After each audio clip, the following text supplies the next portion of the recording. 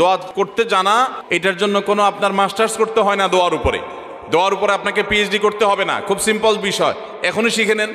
দোয়ার জন্য আদব হলো যে আপনি আল্লাহর কাছে দোয়া করতে গিয়ে প্রথমে আল্লাহর প্রশংসা করবেন। আল্লাহ, আপনার অনেক নিয়ামত আমি ভোগ করছি, আপনি আমাকে অনেক নিয়ামত দিয়েছেন। স্বীকৃতি দেওয়া যে আল্লাহ আমি সুস্থ, অনেকে সুস্থ না।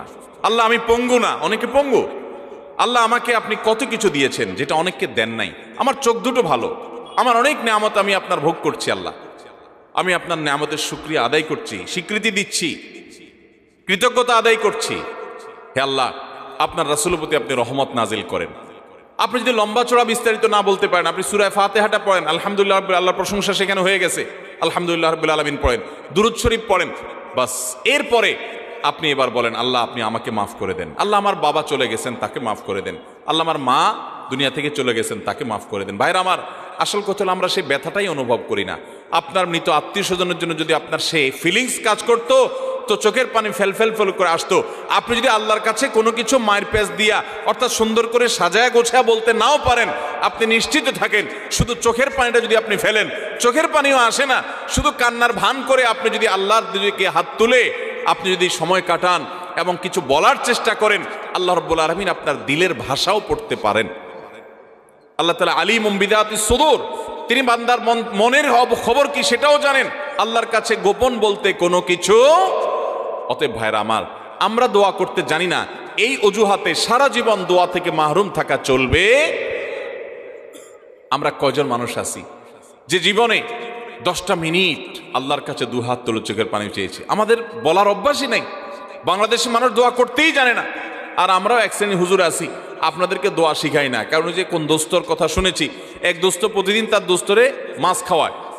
তো যে দোস্তরে মাছ খাওয়ায় সে দোস্ত বলে, দোস্ত প্রতিদিন তুমি মাছ খাওয়াও, এত কষ্ট করো, তো এত কষ্ট না করে কোত্থেকে মাছটা ধরে আনো, আমাকে দেখাই দিলে আমি তো নিজেই ধরে খাইতে পারি, তোমার আর কষ্ট করা লাগে না। দোস্ত বলে, না সেটা তো করা যাবে না, তোমাকে আমার পিস পিস ঘুরাইতে হবে। যদি তোমার দেখাই দেই তাহলে তো তুমি আর আমাকে কেয়ার করবা না, থোড়াই কেয়ার করবা।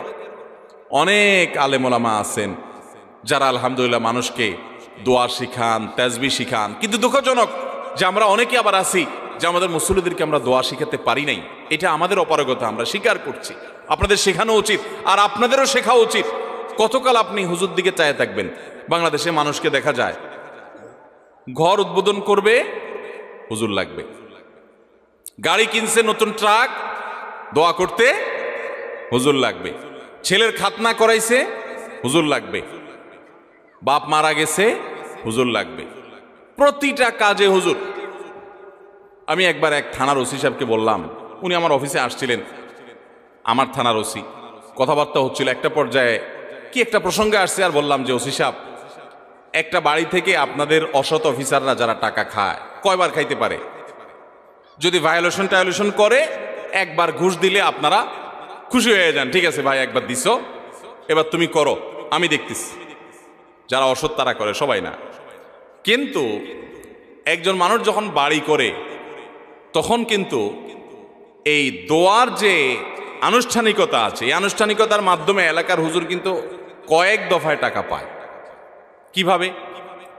আমি দেখেছি যে অনেক ইমাম সাহেবদেরকে দিয়া প্রথম কোপ দেওয়ায়, যে বহুতল ভবন হবে এখানে, হুজুর প্রথম কোপটা আপনি দেন, তাহলে হুজুর সেখানে একটা টাকা পাইল। একবার হইল নি? এরপরে যখন ছাদ ঢালাই হয়, সেন্টারিং হয়ে গেছে, যখন ছাদ ঢালাই হবে, আবার হুজুরে ডাকে, হুজুর আপনি একটু দোয়া করে দেন যেন ভাঙা না পড়ে। দ্বিতীয় দফা হইল নি? এরপরে ছাদ ঢালাই হওয়ার পরে বিল্ডিং যখন কমপ্লিট হয়ে যায়, এবার প্রতিটা ফ্ল্যাটের মালিকরা আলাদা আলাদা করে দোয়ার আয়োজন করে, আবার হুজুর দোয়া পায়। তো একটা বিল্ডিংয়ে যদি 10 জন মালিক থাকে, যার যার ফ্ল্যাটে উঠতে আবার 10 বার দোয়া পায়, তাহলে 10 বার 10 জনের মাটির কোবে একবার 11 বার, ছাদে সেন্টারিং এর সময় একবার 12 বার, আর কমপ্লিট হওয়ার পরে একবার 13 বার। এরকম 13 বার, 14 বার, 15 বার, 5 বার, 10 বার পর্যন্ত একজন হুজুর টাকা পায়। ওসি সাহেব আমার কথা শুনে ফেলফেল করে চেয়ে রয়েছে। যাই হোক, এখানে আবার মিলাচ্ছি না আমি যে ঘুষের সাথে এখানে হুজুরদের টাকা দেওয়া। দুনিয়াবি কাজ, দুনিয়াবি যে কোনো বিষয় হুজুররা যদি করেন সেটা বিনিময় দিলে সেটা জায়েজ আছে। কিন্তু আমি বলছি যে আপনি নিজের দোয়া নিজে করতে শিখেন। আপনি সবকিছু হুজুরের দিকে চেয়ে আছেন কেন? বাংলাদেশে মানুষ দোয়া করতে জানে। মসজিদে নামাজের পরে সম্মিলিত মোনাজাত যেসব মসজিদে চালু আছে তারা করে, বেশিরভাগ মসজিদে চালু আছে বাংলাদেশ। আপনারা দেখবেন যে কোনো ব্যক্তি হয়তো নামাজের পরে জিকির আসকার তাসবিহ যেগুলো মাসনুন ওজিফা আছে সেগুলো করতেছে, এদিকে ইমাম সব হাত তুলছে। তো কেউ যদি ওই টাইমে একটু জিকির আসকার করে তো আশপাশ থেকে দেখবেন মানুষ এভাবে গুতা মারে। খেয়াল করছেন? এর মানে কি? এর মানে হলো হুজুর হাত তুলছে, তুমি বসে আছো কেন এখনো? আচ্ছা, এরপরে হুজুরের মনে করেন আজকে 4-5টা জিনিস চাওয়ার দরকার, আল্লাহর কাছে চাই ফেলছে, আল্লাহ আমাকে মাফ করে দিয়েন, নেক আমলের তৌফিক দিয়েন, হেদায়েত দান করে দিয়েন, কমন কিছু কথা চাইছে। আজকে হুজুরের কোনো অসুবিধা নাই, হুজুরের পরে দোয়া শেষ করে দিছে। আরেকজন মানুষ দোয়া করতে করতে তিনি আজকে তার নতুন কিছু সমস্যা যোগ হয়েছে, আজকে পেটে ব্যথা আছে, দোয়া করছে আল্লাহ আমার পেটে ব্যথাটা ভালো করে দেন। তার বউর একটু অসুবিধা আছে, এটা দোয়া করতেছে। এদিকে হুজুরের দোয়া তো শেষ। যদি হুজুরের দোয়া শেষ হওয়ার পরে আবারও কিছু সময় দোয়া করে, তাও দেখবেন আশপাশ থেকে কিছু মানুষের গুতা মারে। এর মানে কি? হুজুরের দোয়া শেষ, তুমি কি করো? তার মানে ওই যে রেডিমেড দোয়ার বাইরে দোয়া আমাদের দেশে মানুষ করতে জানে। ভাইরা আমার, খুব আফসোসের সাথে কথাগুলো বলা। আমরা দোয়া করা শিখবো তো ইনশাআল্লাহ। দোয়া না করার জন্য ইবলিস আমাদেরকে একটা যুক্তি দিছে, সেই যুক্তিটা শুনেন। সেই যুক্তিটা হলো, প্রথমটা তো এটা যে আমরা দোয়া করতে জানি না, তো আমি শিখাই দিলাম দোয়া করবেন কেমনে। সূরা ফাতিহা পড়বেন, দুরূদ শরীফ পড়বেন, দোয়া শুরু করবেন, ব্যাস। বাংলা আল্লাহ প্রশংসা করে দুরূদ শরীফ নবীর জন্য করে পাঠ করে এরপর তো আল্লাহর কাছে মনের চাওয়াগুলো পেশ করবেন। নবী করিম সাল্লাল্লাহু আলাইহি সাল্লাম বলেছেন, হারাম কোনো কাজের এবং আত্মীয়তার বন্ধন ছিন্ন করার জন্য যদি কেউ দোয়া না করে, বান্দার দোয়া কবুল হবেই হবে যদি সে সঠিকভাবে দোয়া করে, অন্তর থেকে দোয়া করে। কারণ গাফেল অন্তর দোয়া আল্লাহ তাআলা কবুল করেন না। আপনার মায়ের পেঁয়াজ দরকার নাই, আপনি কোনো কথা বলতে জানেন না, ভাই যে বোবা, তারও তো মনের চাওয়া আছে, আছে না নাই? তো আল্লাহ তাআলা তার মনের চাওয়া বুঝেন না? আল্লাহ রাব্বুল আলামিন সব কিছু টের পান। অতএব আপনি অনেক সাজানো গোছানো কথা বলতে পারছেন না, কোনো দরকার নাই। আপনি যা পারেন তা বলেন, কিছু বলতে পারছেন না, শুধু চোখের পানি বলেন এবং মনের আকুতিগুলো মনে মনে বলেন, আল্লাহ তাআলা সেটা পর্যন্ত শুনতে পান। দোয়া করবো তো ইনশাআল্লাহ। দোয়া না করার জন্য ইবলিস আমাদেরকে দ্বিতীয় যে জিনিসটা শিখায় সেটা কি জানেন?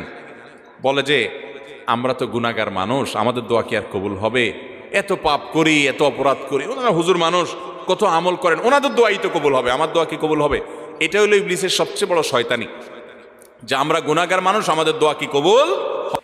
এই ষড়যন্ত্র শয়তানের, এটা দূর করার জন্য একটা বিশেষ একটা দৃষ্টান্ত আমি পেশ করতে চাই। সেটা হলো, আল্লাহ রাব্বুল আলামিন যখন আদম আলাইহিস সালামকে সৃষ্টি করার পর সকল ফেরেশতাকে, ইবলিসও তাদের মধ্যে শামিল ছিলেন, ইবাদত করতে করতে তাদের পর্যায়ে চলে গেছেন, তার দলভুক্ত হয়ে গেছেন। সে সহ সবাইকে যখন আল্লাহ রাব্বুল আলামিন সিজদা করতে নির্দেশ করলেন, সবাই সিজদা করলো, ইবলিস সিজদা করলো না। কেন সিজদা করলো না? আবা ওয়াস্তাকবারা ওয়া কানা মিনাল কাফিরিন। সে অস্বীকার করছে। আল্লাহর সামনে সরাসরি আল্লাহর নির্দেশকে অস্বীকার করা, ডিনাই করা, এটা তো বিদ্রোহ করার শামিল। এটা সাধারণ কুফরি না, এটা বিদ্রোহ। আপনি আপনার আব্বার একটা কথা শুনলেন না, এটা তার অগোচরে শুনলেন না, এটা একটা জিনিস। কিন্তু সামনাসামনি আপনাকে বললো এটা কর, আপনি বললেন আমি করব না, এটা আরেক জিনিস। কিন্তু এটা কিন্তু রীতিমতো বেয়াদবি এবং বিদ্রোহ। ইবলিস সেই কাজটা করছে। বোঝার চেষ্টা করেন, এইরকম জঘন্য অপরাধ যে আল্লাহ রাব্বুল আলামিনের সামনে সরাসরি বিদ্রোহ করা, সরাসরি বেয়াদবি করা। কার সামনে বেয়াদবি? কোনো প্রধানমন্ত্রী প্রেসিডেন্টের সামনে না, যাদের সামনে বেয়াদবি করলে কল্লা উড়ে যাবে। স্বয়ং সৃষ্টিকর্তার সামনে বেয়াদবি। প্রধানমন্ত্রী এবং প্রেসিডেন্ট তো পরের কথা, দুনিয়ার সকল প্রধানমন্ত্রী প্রেসিডেন্টের বানানেওয়ালা রব, তার সামনে বেয়াদবি করছে কে? ইবলিস। বোঝার চেষ্টা করেন, পরিস্থিতিটা বোঝার চেষ্টা করেন। ওই টাইমে আল্লাহ রাব্বুল আলামিনের রাগান্বিত হওয়ার কথা কি কথা না? আল্লাহর নাফরমানি যত মানুষ, যত সৃষ্টি যতভাবে করুক, ইবলিসের চাইতে এইরকম বেয়াদবি নাফরমানি আল্লাহ সৃষ্টি জগতে কেউ করেও নাই, কিয়ামত পর্যন্ত কেউ করবেও না। এইরকম নাফরমানি করেছে, আবা ওয়াস্তাকবার, অহমিকা করেছে, দম্ভ করেছে আল্লাহর সামনে দম্ভ। ভাইরা আমার, সিচুয়েশনটা বুঝলেন তো যে পরিস্থিতি কি? মজার বিষয় হলো, এইরকম আল্লাহর রাগের সময় পর্যন্ত ইবলিস কিন্তু আল্লাহকে খুব ভালো করে চিনত। কারণ কাছাকাছি থেকে ফেরেশতাদের মধ্যে ইবাদতবন্দি করছে। আল্লাহর রহমত যে তার গোস্সার উপরে গালেব থাকে, সাবাকাত রহমতি আলা গাদাবি, অর্থাৎ হাদিসে কুদসিতে আছে, আল্লাহ তাআলা বলেছেন যে আমার রাগ এবং ক্রোধের উপরে আমার রহমতটা বিজয়ী হয়েছে। ইবলিস সেটা জানতো। এই জন্য ওই রাগের সময় বেয়াদবি করেছে। ওই সময়টাতে হুট করে ইবলিস একটা দোয়া করে বসলো আল্লাহর সামনে। খেয়াল করেন কি দোয়া করছে? রব্বি ফানজিরনি ইলা ইয়াউমি ইউবআসুন। আল্লাহ, আমাকে আপনি সুযোগ দেন, আল্লাহ যখন বললেন ফখরুজ মিনহা ফাইন্নাকা রাজিম, যাও বের হও জান্নাত থেকে, তুমি বিতাড়িত, তোমাকে তাড়িয়ে দেওয়া হলো। ওই টাইমে আল্লাহ তাআলা রাগ হয়ে বের করে দিয়েছেন। ভয়ে তো এই টাইমে আল্লাহর কাছে কিছু বলার কথা না, কিন্তু ইবলিস ওই টাইমে আল্লাহর কাছে দোয়া করে বসছে। কি দোয়া? আল্লাহ আমাকে কিয়ামত পর্যন্ত কি দেন? হায়াত দেন, আর শয়তানি করার সুযোগটা দেন। যে আদমের কারণে আমার জান্নাত থেকে বের হতে হলো, এ আদমের সন্তানদের প্রত্যেকটা মানুষকে আমি পথহারা করে ছাড়বো। এই জন্য একটা জিনিস খেয়াল করেন, নামাজ পড়তে আরাম লাগে না কষ্ট লাগে? তাহলে তো সব ফেরেশতা, এরা কিসের ওয়াজ টোয়াজ করবো, আর দরকার আছে এখানে কোনো? এগুলো সব সাক্ষাৎ ফেরেশতা। আমার তো কষ্ট হয়, ফজর নামাজে উঠতে কষ্ট হয় না আপনাদের? আপনাদের তো আরাম লাগে বলতেছেন। শরীরটা একটু মেজ মেজ করে না? অলসলের ভাব আসে না? আপনার তো আসে না মাশাআল্লাহ। তো সাক্ষাৎ বুজুর্গ সব। আচ্ছা ভাই, আমাদের ভালো কাজ করতে কষ্ট লাগে, আচ্ছা খারাপ কাজ করতে কষ্ট লাগে? জেনার দিকে মানুষের মন আকৃষ্ট হয় কি হয় না? হারাম উপার্জনের দিকে মন টানে কি টানে না? 2 নম্বর কাজ দিকে মন টানে কি টানে না? কিন্তু ভালো কোনো কাজ দিকে তো মন টানে না। কাহিনী কি? এখানে কেউ একজন কাজ করছে, পেছনে নেপথ্যের মহা শত্রু আছে যে পেছন থেকে কাজ করছে, তার নাম কি? ইবলিস। এবং এ বিষয়ে আমি কথা বললে কয়েক ঘন্টা কথা বলতে হবে।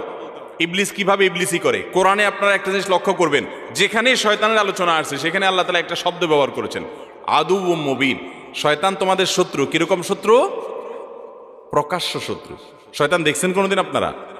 আল্লাহ বলছেন প্রকাশ্য শত্রু। এক জায়গায় না, যেখানেই শয়তানরে বলছেন শত্রু, সেখানে আল্লাহ বলছেন প্রকাশ্য শত্রু। গোপন শত্রু বলেন না আল্লাহ তাআলা। কাহিনী কি? এই জন্য বললাম যে শয়তান নিয়ে কথা বলতে কয়েক ঘন্টা বলতে হবে। শয়তান নিয়ে আমার একটা আলোচনা করার পরিকল্পনা আছে, রেডি করে রেখেছি, কোন এক জায়গায় আমি বলবো। আজকে সেটা নিয়ে আলোচনা ইস্যু না, মূল ইস্যুতে আবার ফিরে আসি। শয়তান যখন আল্লাহ তাআলার এরকম রাগের সময়, ফখরুজ মিনহা উখরুজ মিনহা ফাইন্নাকা রাজিম, বের হও জান্নাত থেকে, তোমাকে তাড়িয়ে দেওয়া হলো। রাগের মুহূর্তে আল্লাহ বাইর করে দিলেন। আমাদেরকে এরকম রাগের মুহূর্তে বের করে দিলে আমরা আবার তার কাছে কিছু চাইতে যাব? যে এখন তো থাপ্পড় খাবো কিছু চাইলে, চাওয়ার সময় হলো রাগের মুহূর্ত। ইবলিস ওই টাইমে আল্লাহর কাছে বলছে, আল্লাহ শয়তানি করতে চাই।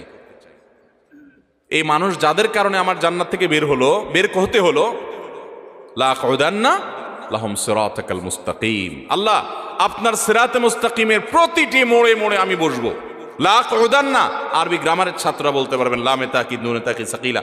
অবশ্যই আমি আপনার পথে আসার জন্য যে সিরাত মুস্তাকিম, ওই সিরাতের মুস্তাকিমের রাস্তায় আমি বসবো। বসে আমি তাদেরকে গোমরাহ করব। গোমরাহ যে করবে সেখানেও বলেছে লা উগওয়িয়ান্নাহুম আজমাইন, আমি আপনার এই আদম সন্তান প্রত্যেকটাকে পথহারা করে ছাড়বো। ওই যে নামাজ পড়তে তার ভালো লাগবে না, খারাপটা করাবো তারে দিয়া, মন্দটা করাবো। ইবলিসই করবে। আল্লাহর কাছ থেকে এই সমস্ত পারমিশন চাচ্ছে। আপনি বুঝেন, রাগের মুহূর্তে তাও আবার ইবলিসই করার পারমিশন চাচ্ছে। যেহেতু দোয়া করছে আল্লাহর কাছে, প্রার্থনা করছে, আল্লাহ তাআলা বলেছেন ইন্নাকা মিনাল মুনজারিন, যাও তোমাকে তোমার কাঙ্ক্ষিত প্রার্থিত বিষয় মঞ্জুর করে দেয়া হলো। একটু বোঝার চেষ্টা করেন, ইবলিস যদি ইবলিস হয়ে আল্লাহর রাগের মুহূর্তে দোয়া করে পায়, তাহলে আপনি আমি কি ইবলিসের চেয়ে খারাপ হওয়ার কোনো সুযোগ আছে? তাহলে আমাদের যদি মনে হয় যে না আমরা তো গুনাহগার মানুষ, আমাদের দোয়া কি কবুল হবে, তাহলে বুঝতে হবে এটা ইবলিস আমাদেরকে দোয়া থেকে বঞ্চিত রাখার জন্য নেক্সট সুরতে ধোঁকা দিচ্ছে। মনে হচ্ছে আমরা বিনয়ী হচ্ছি, তাই না? যে আমি নিজেকে ছোট মনে করছি, আরে আমি গুনাহগার, আমার কি দোয়া কবুল হবে? এটা নেক্সট সুরতে দোয়া, ধোঁকা। আপনার দোয়া কবুল হবে না কে বলেছে? আল্লাহ ওয়াদা করছেন উদউনি, তোমরা আমার কাছে দোয়া করো, আস্তাজিব লাকুম, আমি দোয়া কবুল করব। আর ইবলিস আপনাকে বলতেছে না তুমি গুনাহগার মানুষ, নামাজের ঠিক নাই, রোজার ঠিক নাই, তোমার দোয়া আল্লাহ কবুল করবে? এই জন্য আমাদের দ্বারা দোয়া করা হয় না। ভাইরা আমার, ইবলিসই আমরা শুনবো না। দোয়ার মাধ্যমে বান্দা লাভবান হয়। বান্দা যদি দোয়া করে সেটা 3 ভাবে কবুল হয়। কয় ভাবে কবুল হয়? 3 ভাবে। দোয়া যদি শর্ত পূরণ করে আপনি করতে পারেন, মিস হবে না। হালাল উপার্জনকারীর দোয়া কবুল হয়। হারাম দিয়া দেহ গঠন হলে দোয়া কবুল হয় না। দোয়া কবুলের মূল শর্তই সেটা। এরপর দোয়া কবুলের শর্ত হলো যে সালাত সালাম পেশ করবেন নবী করিম সাল্লাল্লাহু আলাইহি ওয়াসাল্লামের প্রতি, আল্লাহর প্রশংসা নিবেদন করবেন। এর মাধ্যমে দোয়া করলে দোয়া কবুল হবে। ভাইরা আমার, আপনি যদি দোয়া করেন, নাম্বার 1, যা চাইছেন আল্লাহ তা আপনাকে দিবেন। এটা হলো দোয়া কবুলের একটা পদ্ধতি। চাইছেন একটা, আল্লাহ দিয়েছেন আরেকটা, সেটাও দোয়া কবুলের পদ্ধতি।